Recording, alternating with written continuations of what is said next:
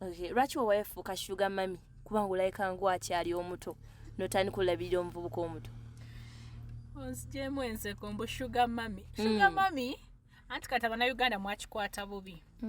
Bwe mumanyi nti nno abantu ababeera ne ssente aba muntu mukulu. Muno mu Uganda mulimu abaana bato nga balina ssente even at 20 ng'azirina. Okitegeera.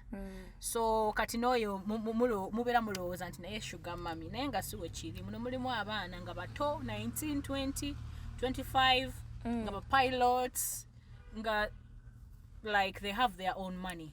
Yeah. So I'm not a sugar mommy. Bruno is 32 now.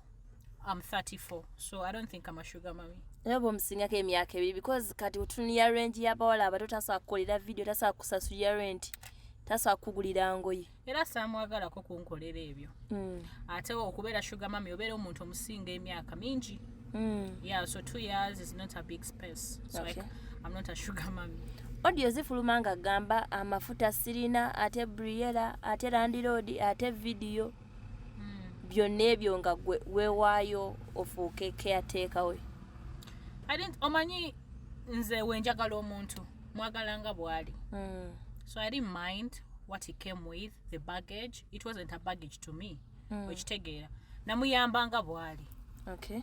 Kiringa nga kati lwakuba mukira bulala mulowooza abasajja bokka be bakikola. Omusajja waba akwagala n'omugamba ebyo byonna Bruno Kebe yali aŋŋamba abikolera. So wembeera nga kiri the other way around, why not? Wabeera nga tagenda kunkaliza. Okay. Yes. Kigambibwa mbu ne DNA stays Kigundu gwe yagikola. Yes, nze yagikola. Lwaki? Kubanga yali yeegaana omwana nga story weenejja mawulire. Kati omuntu gw'oli naye n'otandika omugamba omwana si wange nga you trying to cover up. Naye nze welatuyira Seth. Ne mugamba omanyi since ogamba si wuwo, let's do a DNA. Nangamba siyina ssente nenkola ssente nenzimuwa. And we did the DNA. Era omwana yakomawo nga wuwe kubanga nze nali mulaba. Nze yamugamba agikole. DNA yakumalako ssente mmeka?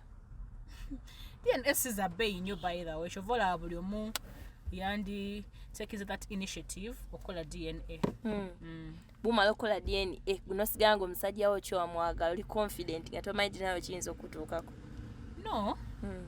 Sinti na continuing ne Bruno nga ndowooza tekijja kuntuukako. That's not the reason as to why. Okay. Kubanga be yaŋŋambanga era sijja byogera wano, sijja kwogera buli kimu. You understand? Nze nina ensonga zange lwaki nasigala nkipushinga because after the DNA era twayawukanamuko for a month. Ebintu byali bingi ku social media ne mugamba omanyi sooka ondekemu for a month. Kati sisindika. Okay, ogamba tenyabo. Olonchi nyabo. Amanya nze Mariam Sembati. Okay. Webukedde nga social media ekutta omuliro. Obuzibu buvaawa era Bruno K wamufuna otya? Bruno K yannoonya. Yegerako ne kazini wange namugamba I'm now financially stable nannoonya. Nakunoonyeza ki? Yannoonya we yantuukako nankwana mu mmotoka ye. Namugamba mpeemu obudde. Because before I wasn't following him, so I told him to give me some time, to make my ground check up. Okay. Awo mwatandikira okwekwananga amaze okunoonya. Yeah. Era nga nkeberako otuusewa ku kye nakugamba nga womanyi kubibeera. Mwaka kyoro? Last year, August. Muba muwezezza omwaka this year? Tuba tuwezezza omwaka. Okay. Courtship eno yatwala bbanga ki?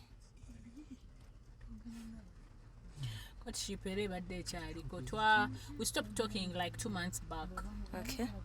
Ng'obuzibu buvaawo? Obuzibu buvaawa. Obuzibu bwava ku ngoye. Okay. Okay, obuzibu bwavaawo? Obuzibu bwava ku ngoye n'amblockinga. Engoye zitya? Nalinga nina we mugulira engoye ne mukono in some boutique. So kati nakikola emirundi egyawera cause bills ze zalinga mitwalo 5, 6, 3, 4. So nalinga nkikola like every time he used to come. Okay. Yanga he first goes to get the clothes n'alyoka jeka. Yeah. Ngengoye omisasulira nga za sente mmeka? era buli zali zirenjingira mu 6,500 40 ya buli weekend yalinga je wange nga zongoye zokka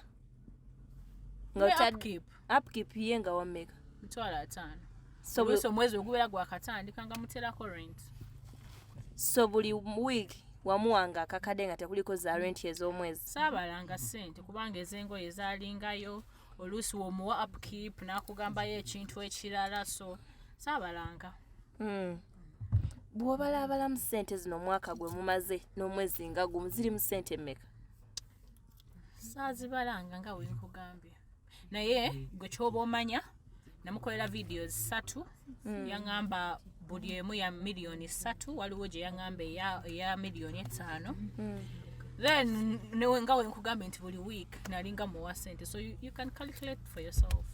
Okay. Lwaki wewe okay obadde ogamba DNA bwe wagimala ne mwawukanamu kate bwali buzibu ki?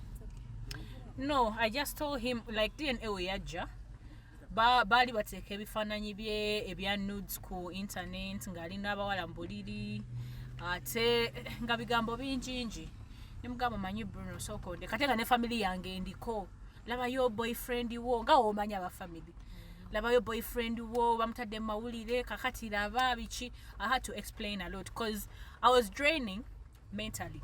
Okay. You understand? So nensoka ne mugamba so tusoka tukirekemuko kubanga if I had kept talking to him ate twandibadde tuyomba kubanga I would have sent him what I see which tegera ate ne tubeera mu conflicts naye so ne mugamba manyi Bruno tusoke kiwemu obudde ya bw'otunuulira messages zammwe ezafulumye ne audio Bruno agamba wali oyagala mukozesa wali omukozesa era intention yali yafuna lubuto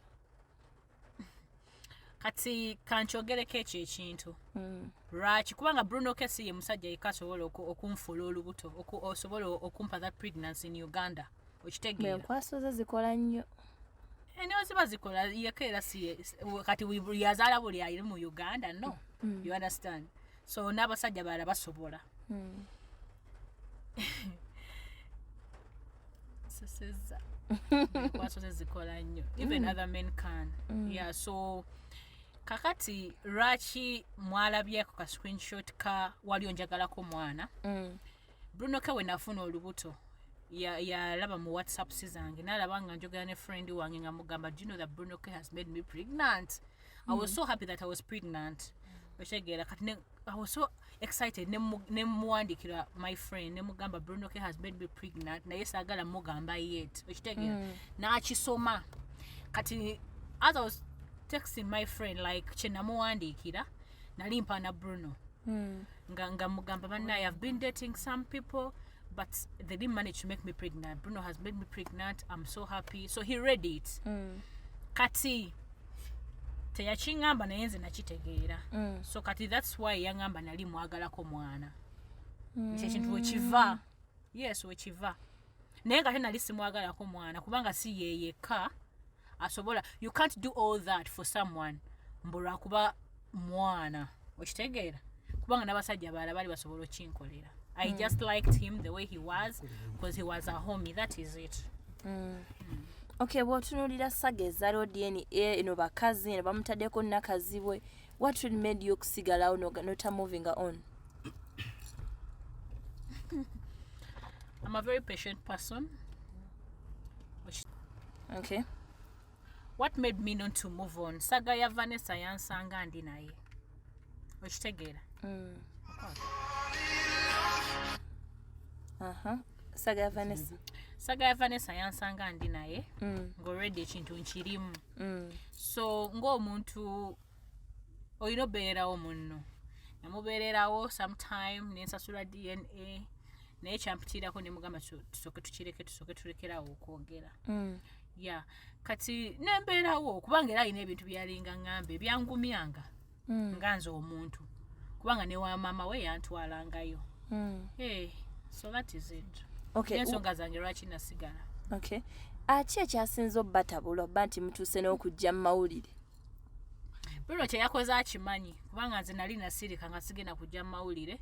Alina ekintu kye yakoze ate simanyi oba nakibagamba naye nze sobola kibagamba yakikoze 4 days back sijja kyogera naye Bruno ekyo kintu kyewakoze kyekyanyiizizza nenzija mawulire olunaku olwaleero ate wakikoledde mu family okitegeera ng'okiteganjula so neŋŋamba mu mutima gwange Bruno toyagala mirembe neŋŋamba kazaabika emipiira kubanga olabika toyagala mirembe wakamukolera vidiyo mmeka 3 nga za ssente mmeka mulimu ez'obusatu n'obutaano kiki osinga okwetaaga balabirire olubuto nze ze yaŋŋamba simanyi oba yazinsaba n'akola cheaper video you understand naye nze ze yaŋŋamba kiki osinga okwetaaga Bruno olabirira lubuto lwo kujja kutwala buvunaanyizibwa bwe kiki osinga okwetaaga no nze saagala kulabirira lubuto okitegeera nze nga we nagambye nti wenali ntandika bino ebintu ne Bruno namwagala nga wali kubanga yaŋŋamba situation ye so I don't expect him okubeera nga ampa nnyo you understand because I know his situation I don't yes kati that means agala child support but in my mind nali mmanyi agenda kumbeererawo physically and mentally you understand eri abasajja eyo nga tebalina ssente naye ng'abaawo nasitula omwana we nakuzaamu kwegamba okitegeera oyagala jjayo z'ebintu nina maid ate lwaki njagala jjayo z'ebintu ate talina ssente no problem mwakikwatawo binti atalina ssente tebamwagala naye bamwagala kati ayagala jje asaagala jje I don't need his support nze ndi wano leero kubanga akimanyi kye yakoze oyagala kwetondera ate kuneetondera ki newatanneetondera kubanga his ill mother tajja kujja kuneetondera mutemumumanyi yeerungiya mu camera but he's not like that